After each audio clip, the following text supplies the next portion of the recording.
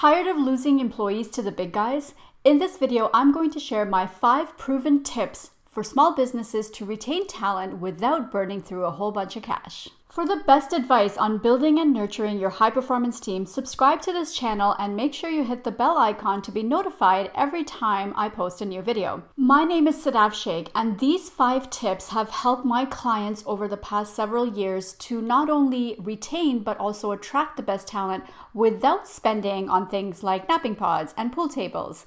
Okay, so let's dive in. The number one way to retain talent is to have them working towards something that they care about.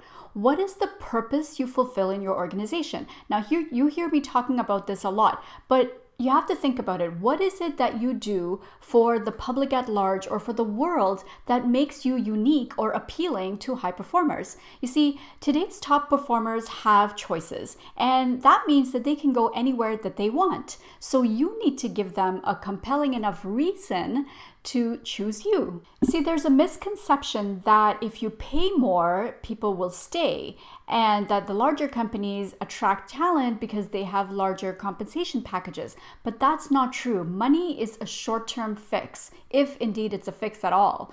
I knew one company, for example, that routinely overpaid for their talent, and yet they lost 30% of their workforce every single year. True story. Instead, define what your purpose is and share that with your employees.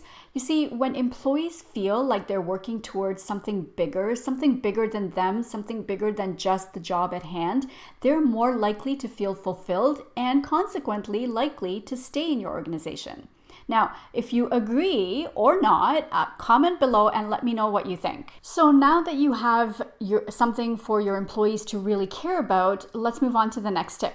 My second tip to retaining employees in your smaller organization is to get them to start to work together and collaborate on projects, specifically without you. Now, this may sound simple, but I'm still continue to be surprised at how many leaders step in to direct work or set up these weird artificial competitions between employees. Look, the only way to get employees to collaborate is to give them their goals in advance and then have them execute on it together and figure it out. Collaboration has been known to increase employee engagement, and when you can leave them to figure things out for themselves while still being available for them, it actually helps to keep them more engaged. Resist the urge to step in and solve problems for them or direct them or distribute workload, and reward results based on team effort. See, when people from different areas come to work together to solve a problem, when normally they might have involved you in this discussion, recognize them for that.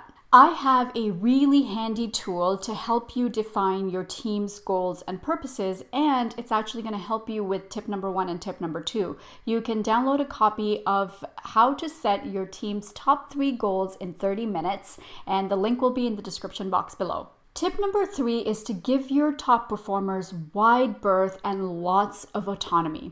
Aside from working with leaders of high-performing teams and high-performing companies, I've also been very fortunate to work with several high-performing employees.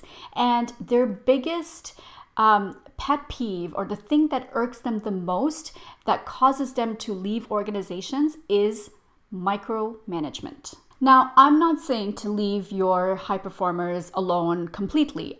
On the contrary, I think that you need to be very attentive to your high performers and make sure that they have what they need to truly outshine. But you do need to stop telling them how to do their job.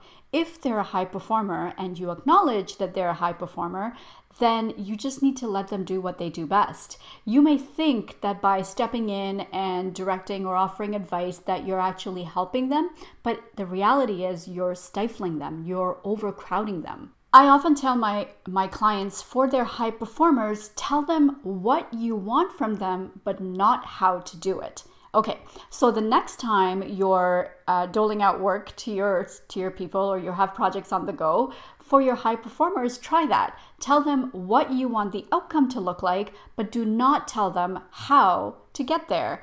Be available to answer questions by all means, but leave them to figure things out for themselves in a way that actually helps them feel accomplished and that doesn't overcrowd them or doesn't stifle them. And then come back here and tell me in the comments how that worked out. Did you see a difference in the way that in their engagement levels?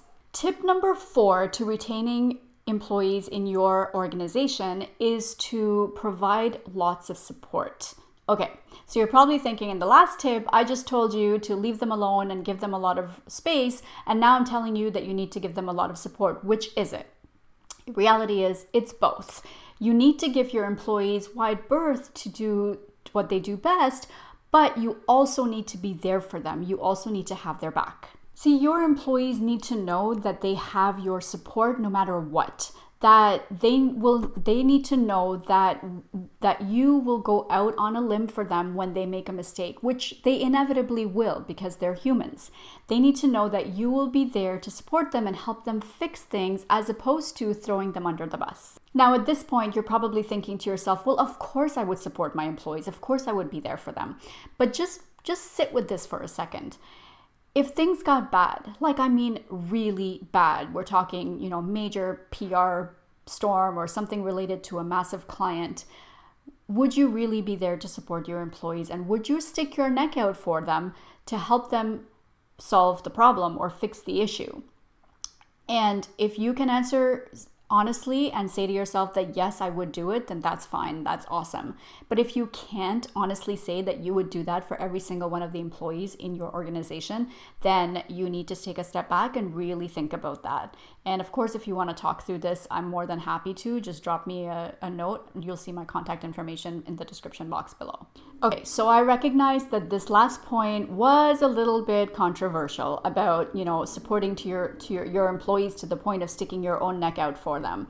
I want you to comment below and tell me, do you agree or do you disagree? I do want to start a debate about this, and I want to know your thoughts. I want to know what you think. Am I totally off base here? My last and final tip today for retaining top talent is to hold your employees accountable. Now, at some point or another in our leadership careers, we've all come across those employees who have lost their drive. They're cruising along, not necessarily poor performers, but they're not necessarily high performers either.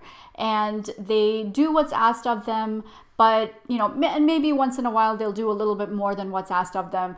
But when things go wrong, they're typically the first ones to complain about all the stuff that's going on that's horrible and wrong and that they're protesting. Yeah, you know the type of employee I'm talking about, right? And when you're a small business trying to build a high performance team, that kind of attitude or complacency hurts like a paper cut. You don't see it coming until you see blood gushing all over the place. Yes, I know that was a bit more graphic than I intended. So what do? You hold your employees accountable. You tell them what you want to see, and if they don't deliver, you have to tell them that they're not delivering. Don't let employees fall into that trap of just humming along. And in fact, look inward too. Maybe you're in that place where you're kind of, complacent now. It happens to every single one of us at every single point in time. You just have to look inward and look and be honest and say, am I that type of person? And do I have people like that on my team? Which brings me to another point. This also means that you should not be praising your employees to high heaven when all they've done is just meet expectations. Keep pushing your employees to drive harder, to achieve more, to continue to work smarter. This doesn't by any means mean that you have to get them to work longer hours or that you need to see them, toiling away in front of their computers 24/7. That's not what I'm talking about. It does mean the intent of this is to get your employees to work harder but smarter and find ways of doing more by spending less time, less money, less energy. And that's when true innovation happens in the organization. When you want to build a high performance culture, a high performing team, that's what you need to reward. That's what you need to see your employees bringing to the table. All right, so that's it for today. Those are my 5 tips for retaining top talent in a smaller organization. And now this was just a small dose of what I offer in my group program, my signature program especially designed for small businesses to grow their businesses, grow their companies while maximizing the potential and performance of their people and building a high performance culture. To learn more about that program, the link is in the description box below. If you liked this video and you got some value out of it, please hit the like button below and of course subscribe to the channel for more like this. If you're looking for more videos on how to create a high performance culture, check out these videos here and drop me a comment at any time to let me know what your biggest concerns are with building your high performance culture, and I promise to address them. All right, my friends, that's it for today. Be sure to check back in next week, same day, same time for more. See ya.